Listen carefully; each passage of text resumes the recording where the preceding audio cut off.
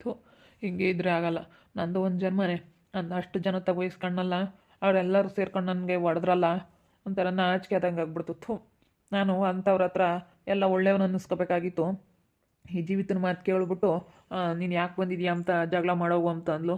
ಹೋಗಿ ಜಗಳ ಮಾಡಿದೆ. ಎಲ್ಲರೂ ನನ್ನ ಹಿಡ್ಕೊಂಡು ಹೊಡೆದ್ಬಿಟ್ರು.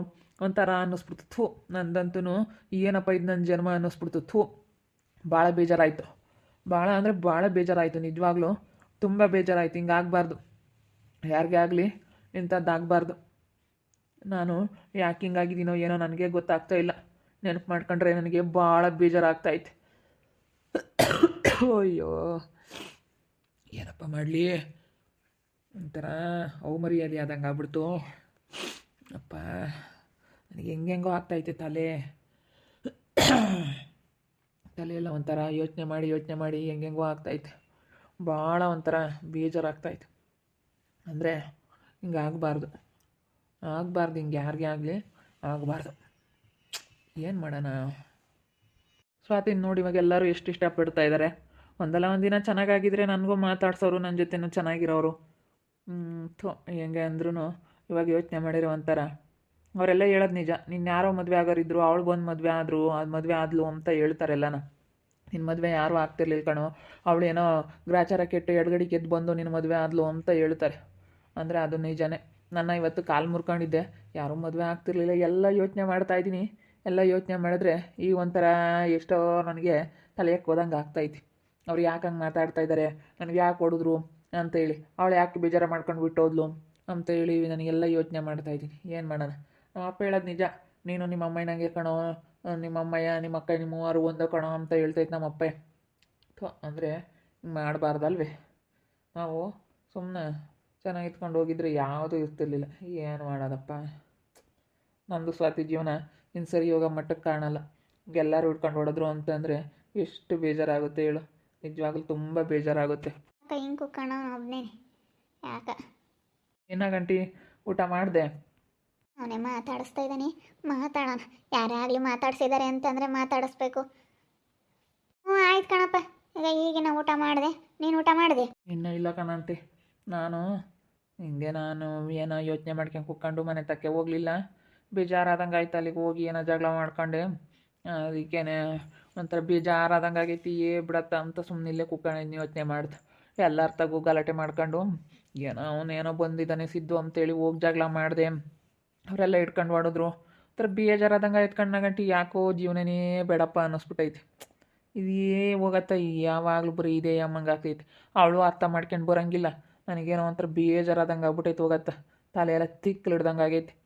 ಏ ಜೀವನ, ಇವತ್ತು ನಿನ್ನ ಮದುವೆ ಆಗಾರ ಯಾರಿದ್ರು ಹೇಳು? ಹಾಂ, ಅವಳು ಹೆಂಗ ನಮ್ಮ ಮದುವೆ ಆಗಿ ಅವಳೆ ಬಂದು ನಿನ್ನ ಇವತ್ತು ಚೆನ್ನಾಗಿ ನೋಡ್ಕೇಳು.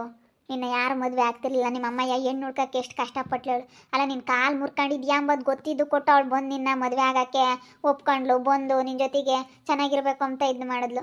ನೀನು ನಿಮ್ಮ ಅಮ್ಮನ ಮಾತು ಕೇಳ್ತೀಯ? ಇಲ್ಲ ಕಣಮ್ಮ, ನಾನು ಕೈಲ ದೊಡ್ಡ ಕೆಲಸ ಮಾಡ್ತೀನಿ.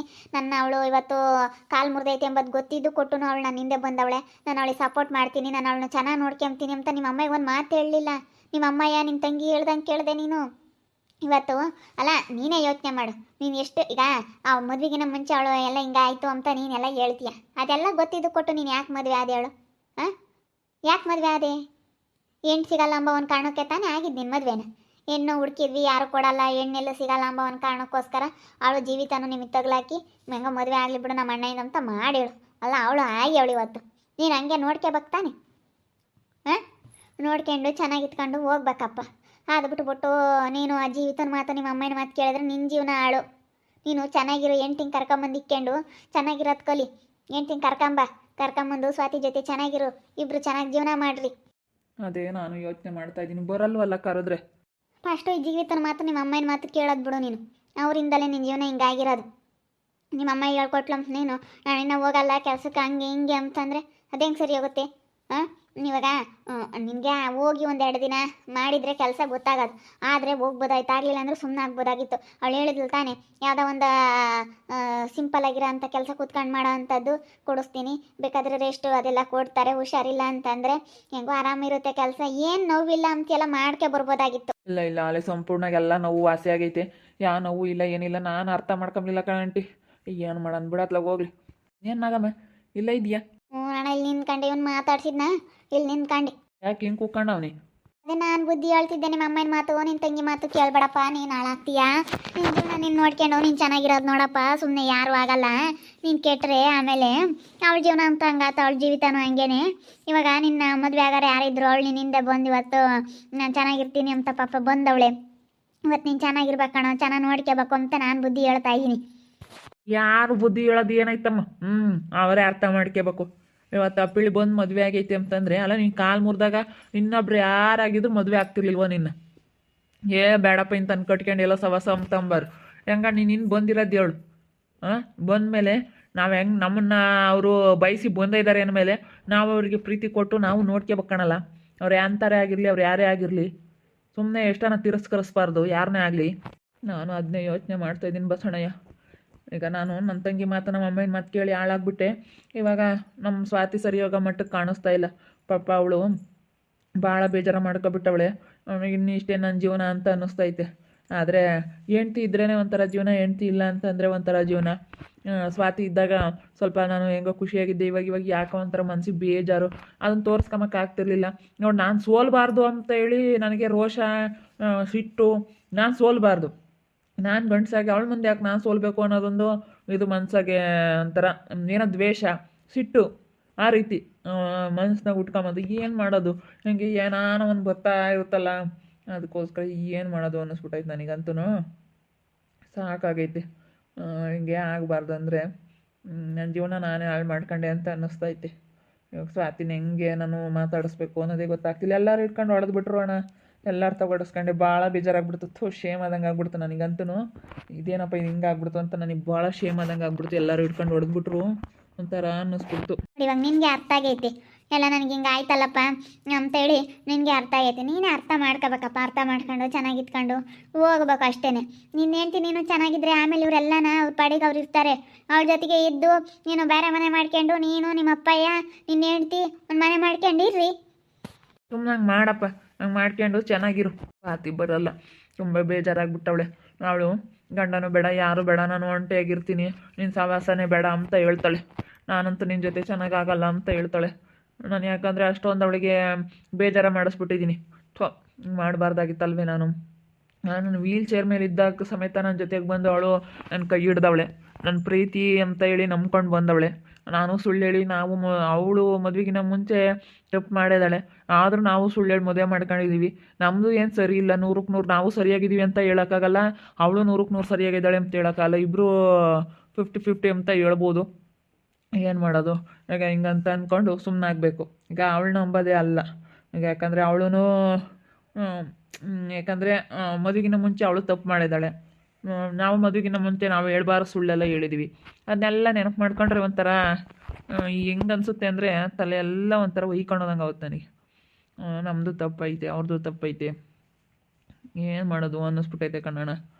ಏನಪ್ಪ ಮಾಡೋದು ನೋಡು, ಎಲ್ಲರೂ ಹಿಡ್ಕೊಂಡು ಒಯ್ದ್ರು ಅಂತ ಬುದ್ಧಿ ಬಂದೈತೆ ನಿನಗೆ. ಹೆಂಗೆ ಮತ್ತೆ ಒದ್ದಿಸ್ಕೊಂಬಕ್ಕೆ ಹೋಗ್ಬಾರ್ದು, ಸುಮ್ಮನೆ ಸಾದ್ರ ಆಗ್ತೀವಿ. ನಾವಾಯಿತು, ನಮ್ಮ ಕೆಲಸ ಆಯಿತು ಅಂತ ಇರ್ಬೇಕಣಪ್ಪ. ನಾವು ಚೆನ್ನಾಗಿದ್ರೇ ಎಲ್ಲನ. ನಿಮ್ಮ ಅಮ್ಮನ ಮಾತು ಕೇಳ್ಬೇಡ, ನಿಮ್ಮ ಅಪ್ಪ ಎತ್ತಕ್ಕೆ ಮತ್ತೆ ಏತಕ್ಕೆ ಅವಳ ಮಾತು ಕೇಳಿ ಸುಮ್ಮನೆ ನಾನು ಏನೋ 4 ಕಾಸು ದುಡ್ಡು ಕುಡಿಕೋಕ್ಕಾಗಲ್ಲ ಅಂತ ಅಂದ್ಕೊಂಡು ನಿಮ್ಮ ಅಪ್ಪ ಬಂದು ಇವಾಗ ನಮ್ಮ ಹೊಲ್ದಾಗೆ ಬದುಕು ಮಾಡ್ಕೊಂಡು ಒಟ್ಟ ದುಡ್ಡು ಮಾಡ್ಕೊಂಡವ್ನಿ. ನೋಡು, ಅವ್ನು ದುಡ್ಡು ಮಾಡ್ಕೊಂಡು ಹೆಂಗೆ ಇಕ್ಕೊಂಡವ್ ನಿಮ್ಮ ಅಪ್ಪ ಎಷ್ಟು ಬುದ್ಧಿವಂತ. ಅದೇ ನನಗೂ ಅರ್ಥ ಆಗ್ತೈತೆ, ನಮ್ಮಪ್ಪ ಯಾಕೆ ಬಿಟ್ಟೋತು ಅಂತೇಳಿ ಈಗೆಲ್ಲ ಯೋಚನೆ ಮಾಡ್ಕೊಂಡು ಕೂತ್ಕೊಂಡೆ. ನನಗೆ ಯಾಕೆ ಹಿಂಗೆ ಹೊಡೆದ್ರು ಇವರು? ನಾನೇನು ಮಾಡಿದೆ? ಯಾಕೆ ಹಿಂಗಾಯಿತು? ಯಾಕೆ ಹಿಂಗೆ ಮಾಡಿದೆ? ಮಾಡಬಾರ್ದಾಗಿತ್ತಲ್ವ? ಎಲ್ಲ ಯೋಚನೆ ಮಾಡ್ತಾಯಿದ್ದೀನಿ, ಭಾಳ ಯೋಚನೆ ಮಾಡ್ತಾಯಿದ್ದೀನಿ. ಯೋಚನೆ ಮಾಡ್ತಾಯಿದ್ರೆ ಅದೇ ಬರ್ತಾಯಿತ್ತು ತಲೆಯಾಗೆಲ್ಲನ, ಅದೇ ಓಡ್ತಾಯಿತ್ತು. ಯೋಚನೆ ಮಾಡೋದ್ರಿಂದ ಏನೂ ಇಲ್ಲ. ಗಂಡ ಹೆಂಡತಿ ಚೆನ್ನಾಗಿರ್ಬೇಕು, ಅದಿರೋದು ಮೇಯ್ನು. ಗಂಡ ಹೆಂಡತಿ ಚೆನ್ನಾಗಿದ್ರೆ ಯಾವುದಿರಲ್ಲ. ಚೆನ್ನಾಗಿತ್ಕೊಂಡು ಹೋಗ್ಬೇಕು, ಅದು ಕಣಪ್ಪ ಮೇಯ್ನ್ ಮುಖ್ಯ. ನೀನೇನು ಬೇರೆ ಯಾವುದೂ ಅಲ್ಲ, ನೀನು ನಿನ್ನ ಹೆಂಡತಿ ಚೆನ್ನಾಗಿದ್ರೆ ಅಷ್ಟು ಸಾಕು, ಇನ್ನೇನು ಬೇಡ, ಏನು ಬೇಡ. ನನ್ನ ತಪ್ಪಿನ ಅರಿವು ನನಗೆ ಆಗ್ತಾಯಿತ್ತೆ. ನಾನು ಏನು ತಪ್ಪು ಮಾಡ್ತಾಯಿದ್ದೀನಿ? ನಾನು ಈಗ ಸ್ವಾತಿ ಯಾಕೆ ಬಿಟ್ಟು ಹೋಗ್ಯವಳೆ? ನಾನು ಯಾಕೆ ಹಿಂಗಾಗಿದ್ದೀನಿ? ಯಾಕೆ ಎಲ್ಲರೂ ನನ್ನ ಇಟ್ಕೊಂಡು ಹೊಡೆದ್ರು ಅಂತ ನನಗೆ ನಾನೇ ಇವಾಗ ಕ್ವಶನ್ಗಳು ಹಾಕೊಂತ ಇದ್ದರೆ ನನ್ನದೇ ತಪ್ಪು ಅನ್ನಿಸ್ತೈತೆ. ನಿಜವಾಗ್ಲೂ ತುಂಬ ಬೇಜಾರಾಗ್ತೈತೆ. ನನಗೆ ಸ್ವಾತಿ ಅವಳು ಅಷ್ಟೊಂದು ಬೇಜಾರಾಗಿರೋದು ನೋಡಿ ನಾನು ತಪ್ಪು ಮಾಡಿಬಿಟ್ಟೆ, ನಾನು ನಮ್ಮ ಅಮ್ಮನ ಮಾತು ಕೇಳಿ ಅಂತ ಅನ್ನಿಸ್ತೈತೆ. ಅಂದರೆ ಅದನ್ನು ಯೋಚನೆ ಮಾಡಿದೆ. ಒಂದು ಕಡೆ ಇವತ್ತು ಬಂದು ನನ್ನ ಮದುವೆ ಆಗೋಳು ಅಂತಂದರೆ ಅವಳು ನಾನು ವೀಲ್ ಚೇರ್ ಮೇಲೆ ಇದ್ದಾಗಲೇ ನನಗೆ ಓಡಾಡೋಕ್ಕೆ ಬರ್ತಾ ಇರಲಿಲ್ಲ. ಆವಾಗಲೇ ನಾನು ಸೇವೆ ಮಾಡಬೇಕಾದ್ರೆ ಅವಳು ನನಗೆ ಬಂದು ಮದುವೆ ಆದಳು. ನಾನು ಸುಳ್ಳು ಹೇಳಿದ್ದೀನಿ, ಅವಳು ತಪ್ಪು ಮಾಡಿದಾಳೆ. ಅದಕ್ಕೂ ಸರಿಸಾಟಿ ಆಯಿತು. ಅದಕ್ಕೆ ನಾನು ಯಾಕಪ್ಪ ಹಿಂಗಾದೆ ಅಂತ ನನ್ನ ತಪ್ಪು ಈಗ ಎಲ್ಲರ ತಗ ಓಡಿಸ್ಕೊಂಡಲ್ಲ, ಒಂಥರ ಶೇಮ್ ಆದಂಗೆ ಆಯಿತು ನನಗೇನೆ. ನಿಜ ನನಗೆ ಬೇಜಾರಾಯಿತು ಓಡಿಸ್ಕೊಂಡಿದ್ದಕ್ಕೆ. ನೋಡ್ತಾ ಇರಿ ಏನೇನಾಗ್ಬೋದಂತ ಮುಂದಿನ ಭಾಗದಲ್ಲಿ ನೋಡ್ತಾ ಇರ್ರಿ. ಹಾಗೆ ವಿಡಿಯೋ ಬಗ್ಗೆ ನಿಮ್ಮ ಅಭಿಪ್ರಾಯನ ಕಮೆಂಟ್ ಮಾಡಿರಿ. ಹಾಗೆ ವಿಡಿಯೋ ಇಷ್ಟ ಆಗಿದ್ರೆ ಲೈಕ್ ಮಾಡಿ, ಶೇರ್ ಮಾಡಿ. ಇನ್ನೂ ಯಾರ್ಯಾರು ನಮ್ಮ ಚಾನಲ್ ಸಬ್ಸ್ಕ್ರೈಬ್ ಮಾಡ್ಕೊಂಡಿಲ್ಲ ತಪ್ಪದೆ ಕೂಡಲೇ ಸಬ್ಸ್ಕ್ರೈಬ್ ಮಾಡ್ಕೊಳ್ಳಿ. ಓಕೆ ವೀಕ್ಷಕರೇ, ಧನ್ಯವಾದಗಳು.